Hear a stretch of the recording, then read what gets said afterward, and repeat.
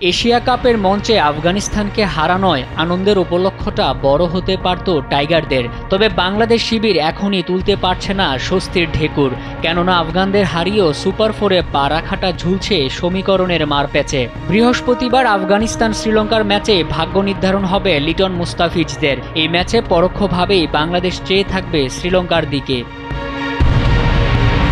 Asia কাপে group বিতে 2 ম্যাচে 2 জয় নিয়ে সবার উপরে অবস্থান করছে শ্রীলঙ্কা। বাংলাদেশ 2 ম্যাচ জিতে 4 পয়েন্ট নিয়ে গ্রুপের দ্বিতীয় অবস্থানে থাকলেও রান রেটে পিছিয়ে আফগানিস্তান ও শ্রীলঙ্কার থেকে। শ্রীলঙ্কা আফগানিস্তানকে হারাতে পারলেই কোনো সমীকরণ ছাড়াই পরের পর্বে উঠবে বাংলাদেশ।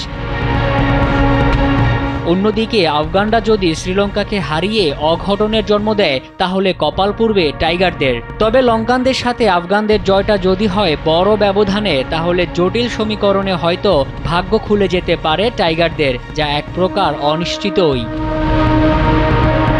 3 বার আসরের ফাইনাল খেলা বাংলাদেশ এবার এশিয়া কাপে চ্যাম্পিয়ন হওয়ার স্বপ্ন নিয়ে পা রাখে সংযুক্ত আরব আমিরাতে।